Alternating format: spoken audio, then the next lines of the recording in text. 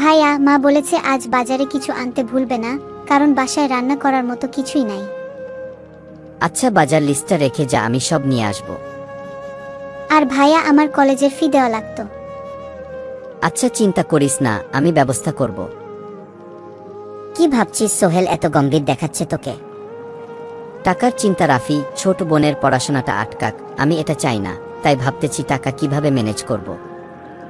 তাহলে ভালো একটা চাকরি খুঁজে নে। চাকরি কোথায়? কাগজে কাগজে শুধু অভিজ্ঞতা চায়। অনেক জায়গায় তো আবেদন করলাম, কোথাও তো কোনো সুযোগ হচ্ছে না। জানিস তো, জামিল ভাই চাইলে তোকে একদিনে বড়লোক বানিয়ে দিতে পারে। চাইলে ওনার সাথে কথা বলে দেখ। হারাম পথে বড়লোক হতে চাই না ভাই, ভালো কোনো উপায় পাইলে জানাস। আচ্ছা, আপনার তো দেখি কোনো অভিজ্ঞতা নেই, তাহলে আমরা কেন আপনাকে নেব? স্যার, যদি কাজের সুযোগ না দেন তাহলে অভিজ্ঞতা কিভাবে হবে? তুমি মিয়া খুব বেশি কথা বলো, আমরা তোমাকে নিতে পারছি না, দুঃখিত। এই সোহেল, শুনলাম তুই নাকি চাকরি পাচ্ছিস না। হ্যাঁ চাচা, খোঁজাখুঁজি করতেছি, দেখি কি হয়। টাকা লাগবে তো, চল আমার সাথে কাজ কর। কি কাজ চাচা? বেশি কিছু না, কয়েকটা মালামাল এক জায়গা থেকে আরেক জায়গায় পৌঁছে দিতে হবে। অবৈধ কিছু না তো আবার?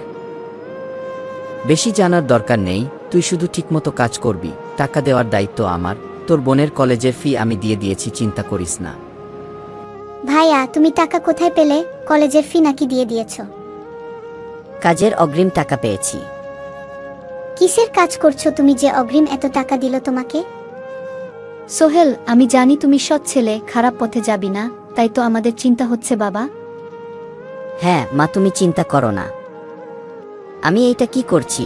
এটা কি আমার পথ? শামসু চাচার কাছ থেকে পরামর্শ নিতে হবে, এইখান থেকে কিভাবে বের হওয়া যায়।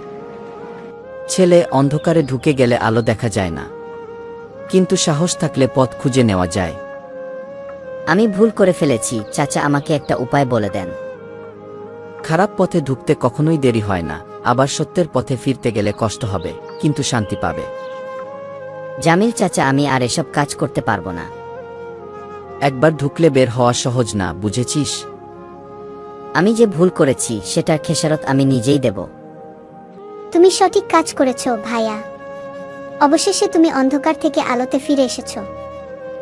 হ্যাঁ, জীবনে অন্ধকার আসবে, কিন্তু আলো খুঁজে নিতে হয়। মানুষ জীবনে অনেক কঠিন সময়ের মুখোমুখি হয়, কিন্তু সৎ পথে থাকলে দেরিতে হলেও আলো ফেরা সম্ভব। সোহেল তার ভুল বুঝতে পেরে জীবনের সঠিক পথ বেছে নিয়েছে, যা আমাদের জন্য এক বড় শিক্ষা।